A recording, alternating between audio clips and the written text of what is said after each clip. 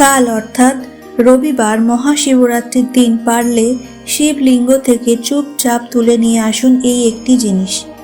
আপনার জীবনের সমস্ত বাধা বিপত্তি ও গৃহে সমস্ত বাস্তুদোষ দূর হবে।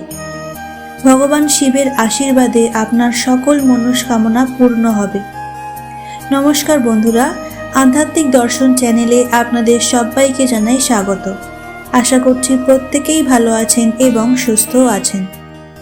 হিন্দু পঞ্জিকা অনুসারে প্রতি মাসে কৃষ্ণপক্ষের চতুর্দশী তিথিতে মাসিক শিবরাত্রির উপবাস ও পূজা করা হয়। তবে ফাল্গুন মাসের চতুর্দশী তিথিকে মহাশিবরাত্রি হিসাবে পালন করা হয়। শ্রাবণ মাস প্রদোষ ব্রত সোমবার, মাসিক শিবরাত্রি এবং মহাশিবরাত্রি সব কিছুই ভগবান শিবের উপাসনা এবং পূজার জন্য বিশেষ তিথি।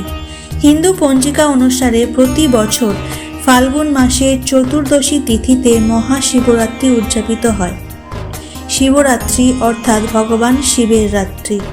পৌরাণিক মতে এই তিথিতে শিবের সাথে পার্বতীর বিয়ে হয়েছিল।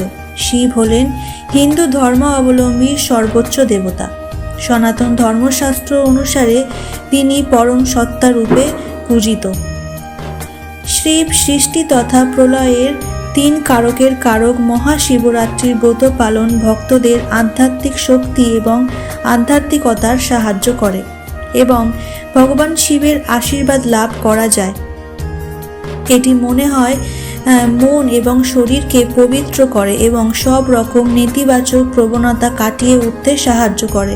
তাই বন্ধুরা, মহাশিবরাত্রির ব্রত অবশ্যই ভক্তি ও নিষ্ঠা নিয়ে পালন করবেন।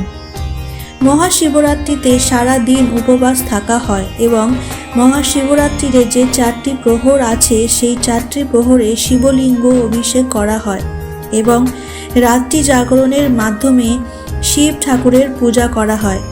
শিবরাত্রির ব্রত সম্পূর্ণ হয় এই রাত্রি জাগরণের মাধ্যমে এবং শিবরাত্রিতে আপনারা যতই বাড়িতে পূজা করুন না কেন, একবার হলেও অন্তত মন্দিরে শিবলিঙ্গে পূজা দিয়ে আসবেন, কারণ মন্দিরের আলাদাই মাহাত্ম্য আছে। বন্ধুরা, মহাশিবরাত্রির দিনে এই বিশেষ কার্যটি করার জন্য আপনাদের যেতে হবে মন্দিরে, যেখানে প্রচুর ভক্তের সমাগম হয়েছে। এই রকম মন্দিরে গিয়ে আপনাদের শিবলিঙ্গ থেকে সেই বিশেষ জিনিসটি নিয়ে আনতে হবে। কি সেই বিশেষ জিনিস এবং সেটি আপনারা তারপর কিভাবে নিজেদের কাজে লাগাবেন, সমস্ত কিছু আমি আজকের পর্বে বলে দেব। তার সাথে আমি বন্ধুরা আপনাদের জানিয়ে দিই এই বছর মহাশিবরাত্রি কবে পড়েছে এবং প্রহরগুলি কখন থেকে লাগছে।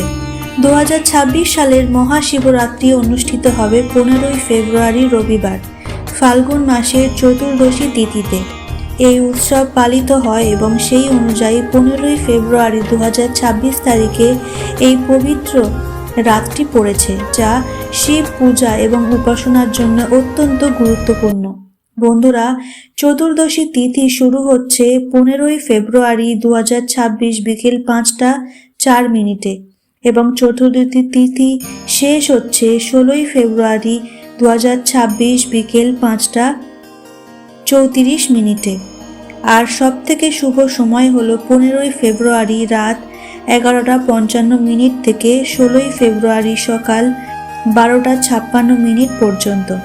মহাশিবরাত্রি যেহেতু একটি অত্যন্ত পবিত্র দিন, তাই এই দিনে অবশ্যই কিন্তু খুব সকাল সকাল শয্যা ত্যাগ করবেন।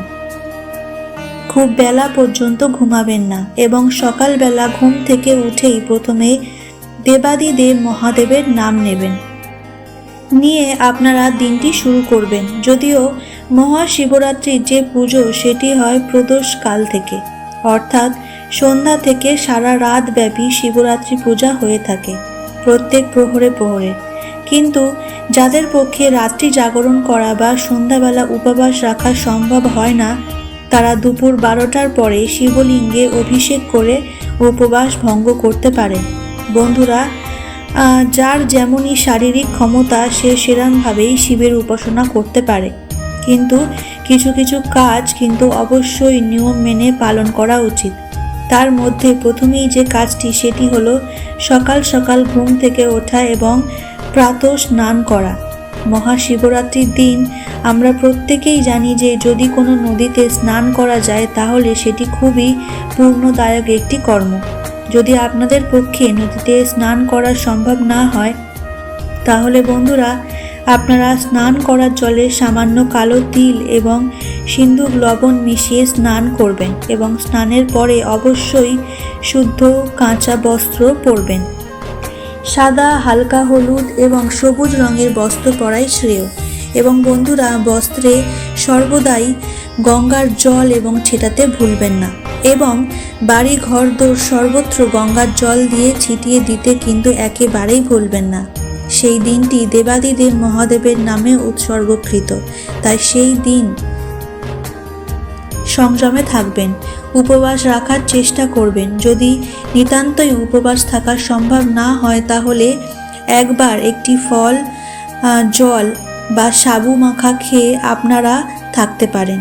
মহাশিবরাত্রির ব্রত সম্পূর্ণ হয় অবশ্যই মন্দিরে গিয়ে পূজা দিয়ে, কিন্তু যদি আপনাদের পক্ষে মন্দিরে যাওয়া সম্ভব না হয় তাহলে আপনারা বাড়িতেই অবশ্যই শিব ঠাকুরের পূজা দিতে পারবেন। আপনার বাড়িতে শিবলিঙ্গ থাকলে বা শিবের পরিবারের যদি কোনো পিকচার থাকে তাহলে সেটিও আপনারা পুজো দিতে পারেন। শিব ঠাকুর অত্যন্ত প্রিয় ফল হচ্ছে বেলফল, প্রিয় ফুল হচ্ছে ধুতরা ফুল, আকন্দ ফুল, নীলকণ্ঠ ফুল এবং শিব ঠাকুরের অত্যন্ত প্রিয় ভোগ হচ্ছে সাদা বা হলুদ রঙের মিষ্টি জাতীয় জিনিস। তাছাড়া কাঁচা দুধ আপনারা দিতে পারেন, তার মধ্যে সামান্য সিদ্ধি পাতা মিশিয়ে দিতে পারেন। অনেকে নিজের হাতে ক্ষীরের ভোগ দেবাদিদেব মহাদেবকে নিবেদন করেন। বন্ধুরা এইভাবেই আপনারা বাড়িতে মহাশিবরাত্রি ব্রত পালন করতে পারেন। কিন্তু আমি বলবো আপনারা যদি পারেন একবার অবশ্যই মন্দিরে যান। যদি একটি প্রহরও আপনারা কোনো মন্দিরে গিয়ে শিবলিঙ্গে অভিষেক করতে পারেন তাহলে 100 গুণ বেশি ফল পাবেন, কারণ মন্দিরে আলাদাই গুরুত্ব থাকে। তাই বন্ধুরা যখন আপনারা মন্দিরে যাবেন তখন কিন্তু অবশ্যই শিবরাত্রির পূজার উপাসনার সঙ্গ নিয়ে যাবেন। খালি হাতে কিন্তু কখনো মন্দিরে যেতে নেই। তার মধ্যে প্রথম যে জিনিসটি নিয়ে যাবেন তা হলো বেলপাতা, এবং যদি সম্ভব হয় তাহলে একটু পঞ্চামৃত তৈরি করে নিয়ে যাবেন। বন্ধুরা যখন আপনারা মন্দিরে যাবেন তখন একটি জিনিস খেয়াল করবেন যে মন্দিরে আপনারা আগে যে ভক্তরা অবশ্যই পুজো দিয়ে গেছে তার পুজো দেওয়ার ফলে বেলপাতা, আকন্দ ফুল, মালা ইত্যাদি অবশ্যই রয়েছে। বন্ধুরা শিবলিঙ্গ থেকে যদি আপনারা নিখুঁত বেলপাতা পেয়ে থাকেন তাহলে তা অবশ্যই নিয়ে আসবেন এবং অবশ্যই করে বেলপাতাটি শিবলিঙ্গের উপর থেকেই আনবেন। আর যদি কোনো নীলকণ্ঠ ফুল পান তাহলে সেটিও নিয়ে আসতে পারেন। একটি কথা মনে রাখবেন, যে জিনিসটি আপনারা মন্দির থেকে নিয়ে আসবেন সেটি যেন নিখুঁত এবং অক্ষত থাকে।